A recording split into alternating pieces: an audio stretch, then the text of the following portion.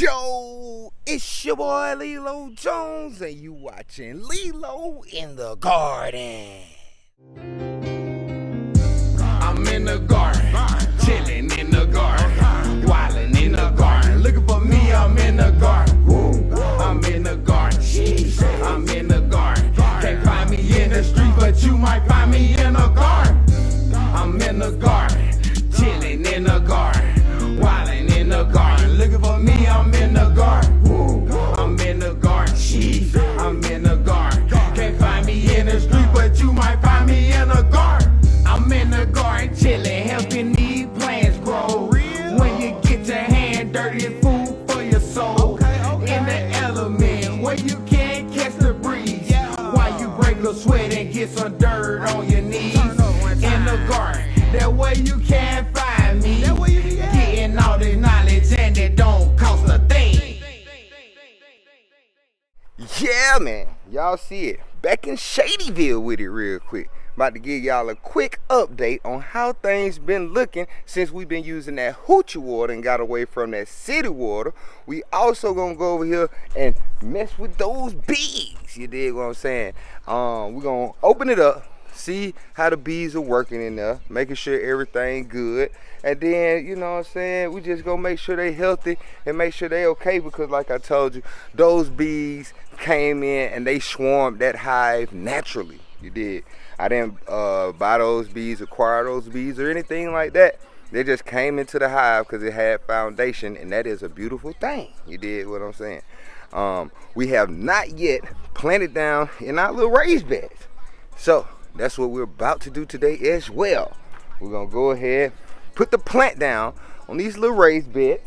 Like I said, talk about how that hoochie water has been reacting to the garden and how things are looking a lot better than they were last week.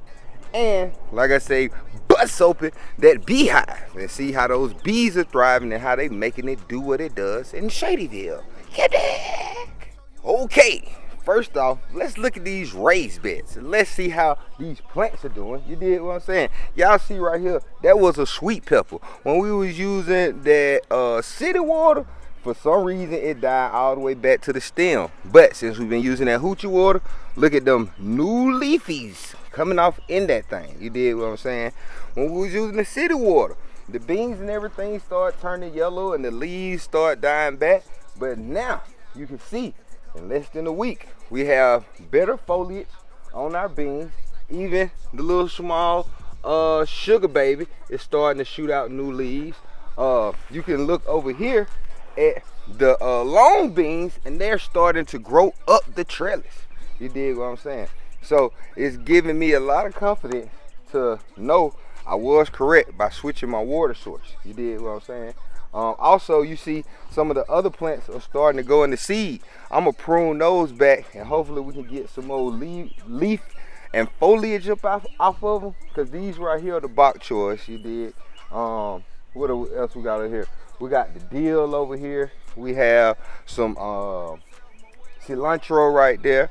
You dig what I'm saying? And we want those to have some good foliage, because that's what we use as the herbs. Now, when we turn around to this side, you can even see where that bok choy that we put in straight from the cutting has grown up, and now it's even sprouting seeds and sprouting flowers. So that's an awesome thing. And you can also see this little cherry tomato. It's starting to bust up cherry tomatoes. Bright. Come here, Bright. Come here. Get out the street. Come on. Y'all see Bright the goat dog just doing what he do. You did what I'm saying? Then you can also see right here with our okra.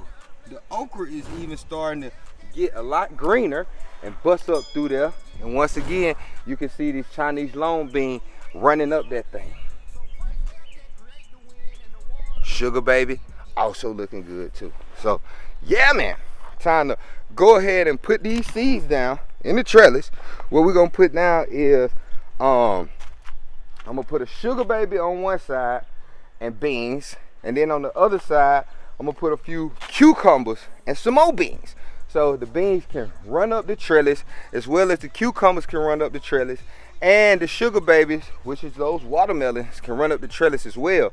And what those beans will do, those beans bring in nitrogen and suck in nitrogen from the air, store it down in the roots, and then allow it to be released to the other plants to help them grow as prolific as possible. So we're gonna go ahead and make it do what it does with that.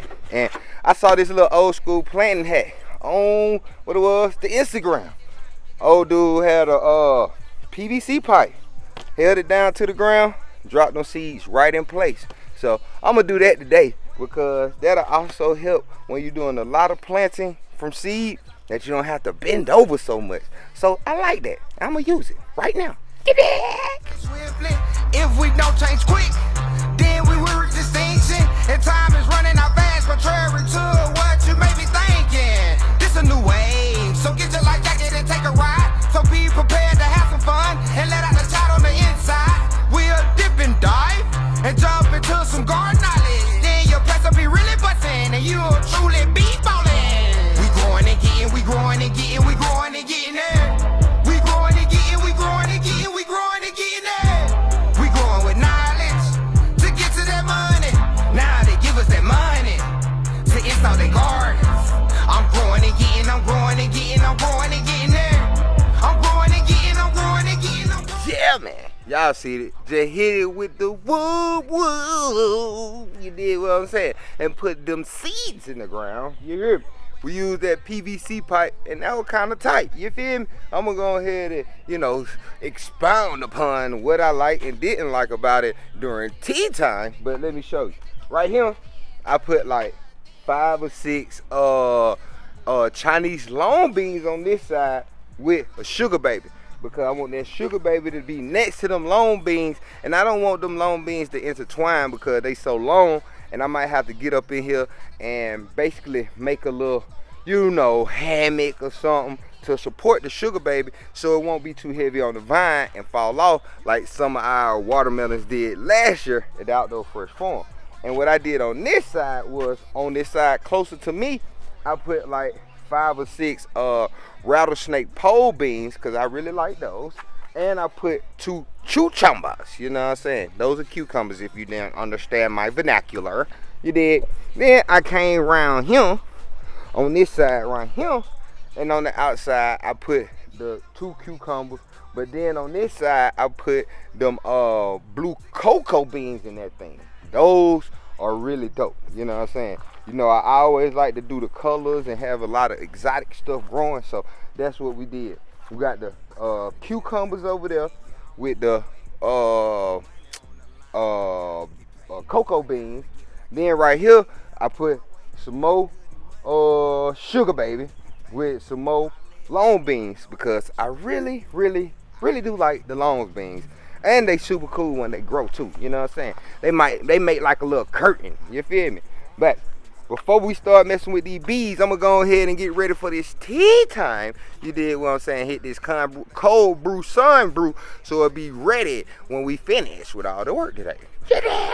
For me it's so uplifting, but I gotta make it all turn to some pesos, cause the bills that are coming in, so I need a bankroll. So I'm always on my grind, rain, sleet, or shine, thinking of positive ways I can increase my dimes. Yeah, man, y'all seen it. Just got that cold brew ready. You did what I'm saying? So it'll be straight on point when we finish making it do what it does. Now we about to go check up on the bees, but let me just show you what they looking like before I get all dressed up and stuff. Look here. They in there waking. They waking. Yeah.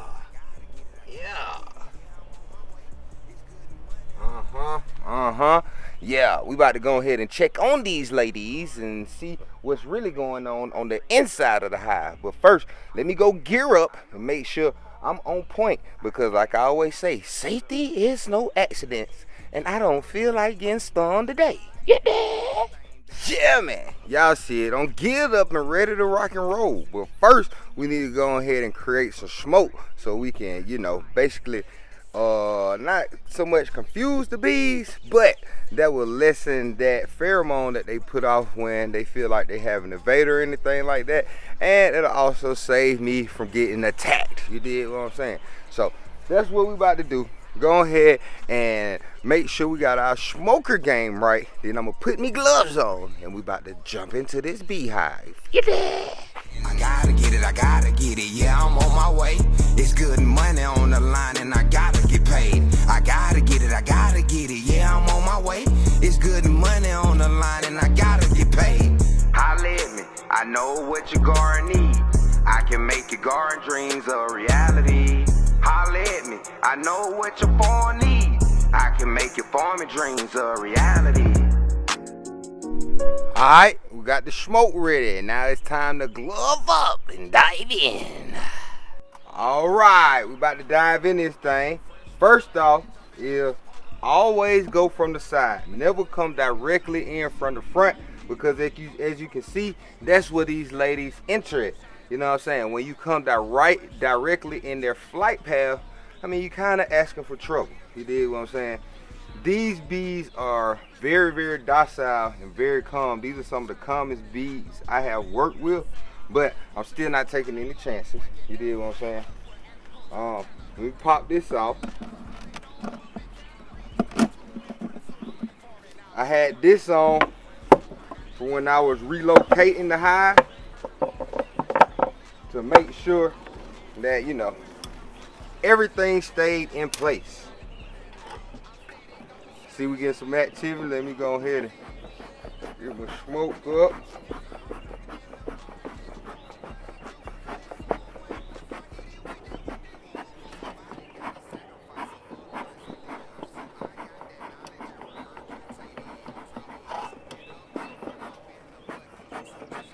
There we go.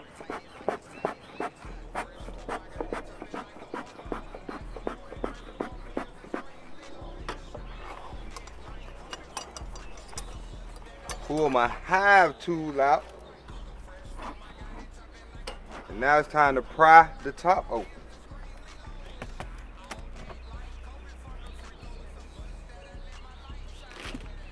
Normally when you enter in a beehive, you want to do it in the middle of the day, in the hottest part where most of the worker bees are going out foraging, so you won't have that many bees to contend with. And at the same time too, it'll lessen a lot of stress. Okay.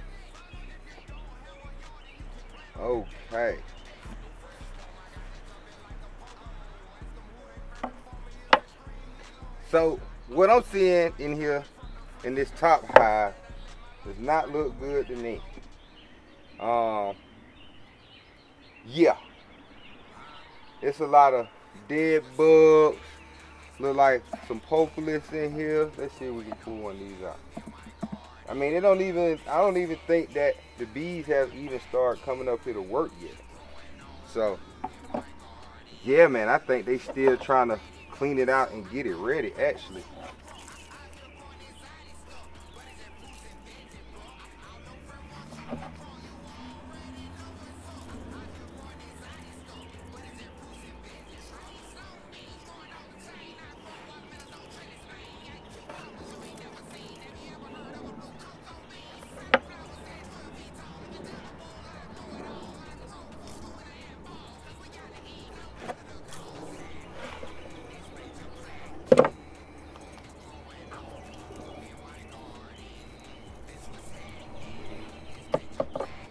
Like I said, this hive was empty and basically was abandoned for about 2 seasons. You know what I'm saying? I just put it to the side and didn't really think about it because I knew I was going to eventually acquire or buy more bees, but I didn't think they were going to swarm in on me that quick.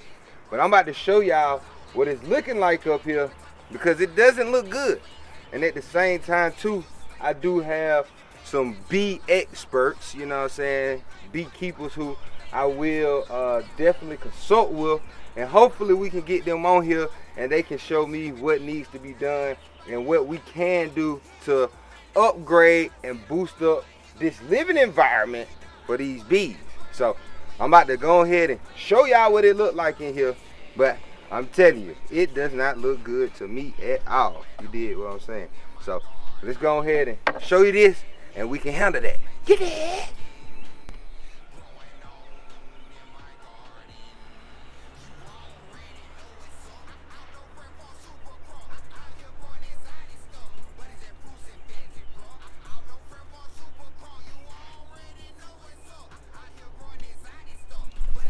Yeah, man. I hope y'all see and got a good look in this thing. You know what I'm saying? Because this is the last time you will see it like this. You dig what I'm saying? Like I say, this is the first time I done broke into the hive since I noticed the bees have swarmed in here, and I don't like what I see. So we gonna get it right. You dig what I'm saying? Um, but these bees are working though. Y'all see they are working and they are making it happen. So that is a good thing because bees are a little fickle, but at the same time too, when they acclimate to an area, they can definitely become strong in an environment and can very much thrive for a long time. You dig what I'm saying? So, like I said, now I got to get on the horn. I got 2 people to call. You dig what I'm saying? See who can get over here and tell me what I need to do and show me the steps that I need to do. Cause your boy Lelo is not all the way there with the beekeeping just yet. You know what I'm saying? I only had like this is actually my 3rd hive of bees. I had one hive in the back a couple years ago, and they was off the chain. Then we had that hive over there. Well, this hive was over at the Outdoor Fresh Farm, but like I said, it was a lot of people spraying chemicals and stuff like that, and I believe that what took those bees out of there. So, yeah, man, I'm about to go ahead and get ready for tea time so we can run it down real quick, talk about what just happened, and I can start mapping out and figuring out what we gonna do about this beehive. Get it? Now, before we jump into tea time, go ahead and smash down on that subscribe button and tell a friend to tell a friend to smash down on that subscribe button too.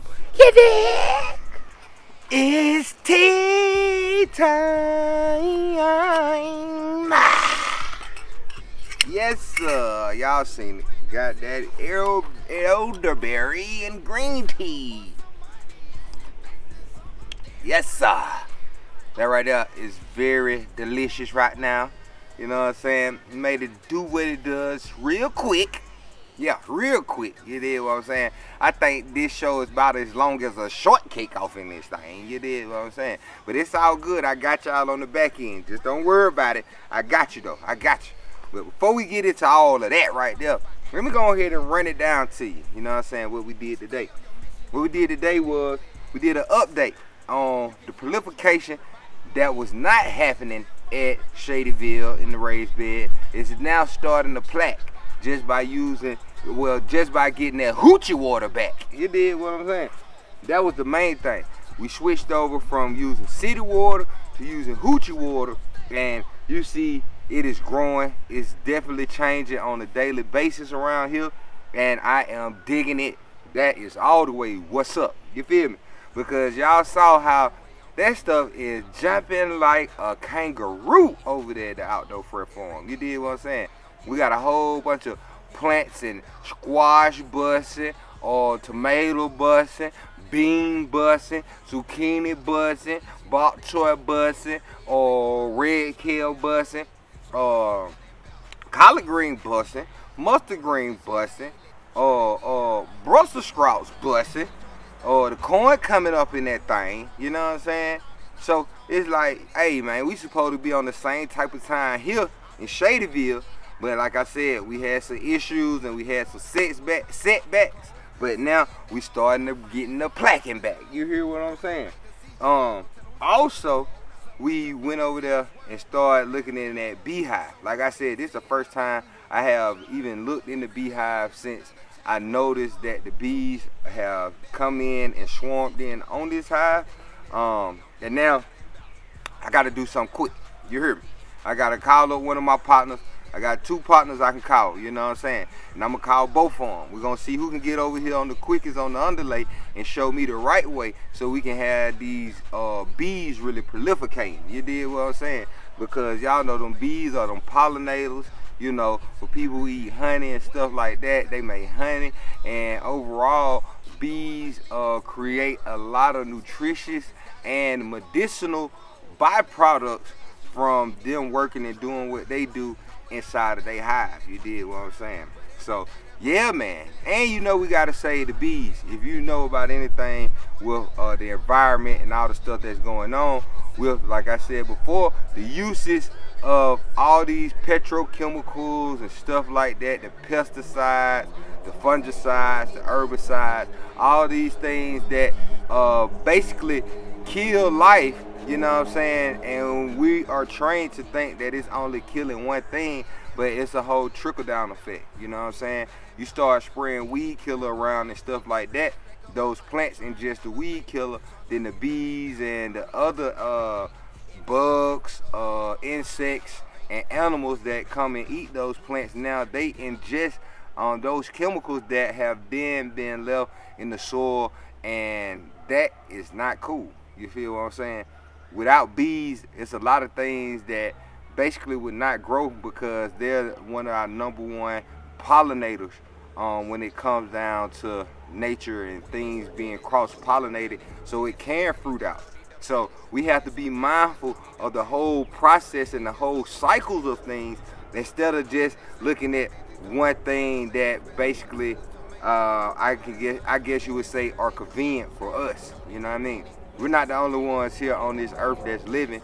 You know what I mean? So we got to start thinking outside of the box, meaning outside of ourselves, and thinking about what our actions and the things that we're doing, the trickle down effect that it not have only on ourselves or in our families, but on nature and the other creatures and the environment around us. So yeah, man, that's all a part about evolving and becoming more aware of, you know, the things that we do in this life and how it affects others. So yeah, man, that is dope. You feel me? We also planted the trellis. You know what I'm saying? Since we got that hoochie water back in this thing, I felt like it was good to go ahead and get them trellis planted up. Like I said, we got beans, cucumbers, and watermelons in there. I know the beans shouldn't take that long to jump up through there. And the cucumbers, you know what I'm saying? The one that is the biggest, I guess you could say, challenge in this situation will be the watermelons, but that's all to the good. Everything germinate, sprout up right, then I think we will be okay. Because like I said, I put the beans next to the watermelons because I know the watermelons are a heavy feeder. So the beans can then bring in some extra nitrogen that can help feed the watermelons. And that's the same thing too with the cucumbers. You know what I'm saying? They're a heavy feeder as well. So yeah, man, a lot going on in a short period of time, but we made it do what it do. And like I said, I know this episode is a little short, but I got you on the back end. You did what I'm saying? Because after the credits roll and all that stuff right there, just stay tuned, and then you gonna jump straight into some of that culinary Lelo. You did what I'm saying? Yeah, man, about to whip it up real good. Got some shiitake mushrooms. Got some of that crookneck squash over there from the farm. What else I got? I'm gonna put in there some spinach and some lima beans. So yeah, man, y'all stay tuned, because after a crazy day of working and running around like this right here, you got to have some good nutrition. You dig what I'm saying? And then before we get out of here, y'all know I gotta run it down to you now. First and foremost, make sure you go holler at that Amazon. You dig what I'm saying? We got all kind of things on there, from the animal tools and some of the animal things that we use with Bright, even from the bees. You did what I'm saying? All y'all saw my whole get up right there. Amazon got it for you. You hear what I'm saying? Like I said, we got the survival tools, we got culinary tools, we got camping tools, we even got some what is it called, electronic tools. You know what I mean? Even like I said, from the whole kit that I use when I'm filming this right here, Amazon, that's how I got it here. You dig what I'm saying? Then, after you check out that Amazon, make sure you go straight to the streaming platforms, you dig what I'm saying, and download some of this dope music that you hear in the background, so then you can have that thing exploding in your speakers no matter wherever you at. You dig what I'm saying? And oh, whoa. That was a loud car. But even if, you know what I'm saying, you just listen to it while you out in the garden and making it do what it do, play it for your plants. You dig what I'm saying? Then you can have some of them hip hop crops that'll be making your belly rock after you ingest them. You dig what I'm saying? And then last but not least, make sure you go follow me on the social medias. You did what I'm saying? At Lelo_Jones and at Outdoor Fresh Farm. So you can stay up to date with the prolification and everything that's going on with myself and the Outdoor Fresh Farm. You did what I'm saying? Because if y'all follow me on Instagram, then y'all would have saw these huge big squash that I just pulled the other day, and I had them on my story. You know what I'm saying? That's what I'm about to cook. You feel me? So just letting you see another way, what they call it, the farm to the table. You know what I'm saying? And you can make it do it too if you willing and able. You feel me? So I'm gonna finish up this tea real quick, do a couple chores. You know what I'm saying? I need to cut some grass, make some things a little tidy around here. Then we're gonna jump straight into some culinary Lelo. Chop it up, whip it up, season it up, put it off in the pot or in the oven, or I might even go straight to the grill with it. That part I haven't figured out yet, but we're gonna make it do what it does and show you how I make that good nutrition. You dig what I'm saying? Now, y'all keep it growing strong wherever you at. Keep making the placking happening. Stay being great, and I will catch y'all next time. Peace.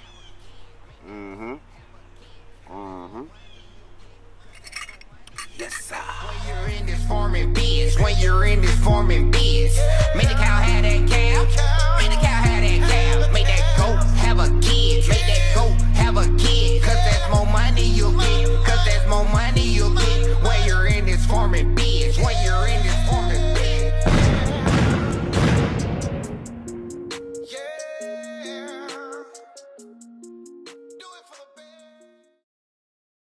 Culinary Lelo time.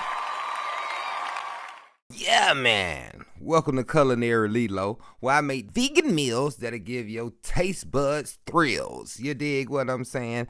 Today on Culinary Lelo, we're going to make some Asian shiitake mushrooms with some of that crookneck squash that came straight up out of the Outdoor Fresh Farm. And we're going to also hit it with some spinach and some pinto beans. So y'all get ready, get your notepads out or whatever, so you can, know what I'm saying, and you can make it do what it do wherever you at. You dig? Okay, step one, I just cut these shiitake mushrooms in half. These are the Asian versions, so they're a lot thicker and a lot more dense than the American version. You know what I'm saying? So they take a little bit longer. So I want to prep these things up, cut them in half, and get them ready.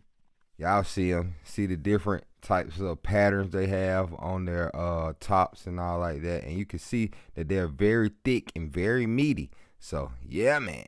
Now after we got them chopped up, now it's time to season them. First hit them with some of that veggie broth, then hit it with some of that olive oil to help soak up some of that good spices we about to hit it with. Hit them with some garlic powder, mix that up. You want everything to have some even amount of flavor, so you're going to see I whip it up, mix it up, put some more garlic powder on there, mix that up, make sure it get good in that veggie broth and that oil.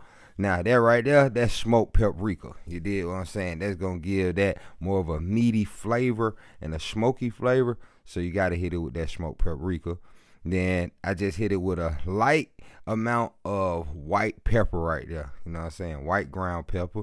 Hit it again, like I said, just to make sure we got an even amount of flavors on every piece of mushroom. You know what I mean? A little bit of dash of pink Himalayan salt.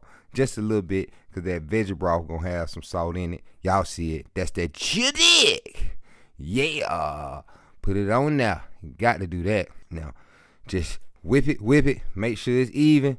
And that's gonna be that for this one right here.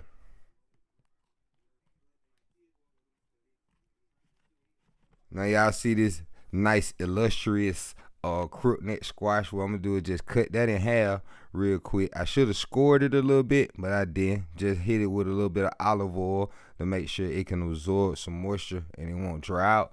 And then we're gonna put some of that veggie broth on top of that too, to try to get that in there, to get some flavors off in that thing.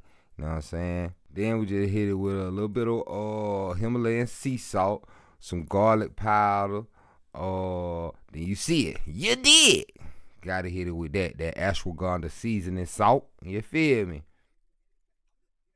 Then we just put a little bit of smoked paprika on there. Yeah. Now get it on a baking pan. Now chopped up some onions, put them on top just so that can add some flavor. And then I'm also add some olive oil to that thing just to make sure it don't stick. You know what I mean? So we going in the oven with it.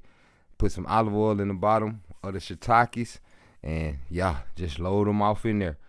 It's a lot of shiitakes, so you got to move them around, just stuff them, and they'll be good to go. That heat will make it do what it does. Then just had to, hit that extra juice on the back. Okay, we got the oven on 400 degrees. You know what I'm saying? Pop them off in there, and then we're going to cook that for about an hour 15, but we're going to start with an hour. Pinto beans in the works. Yup, there go that spinach.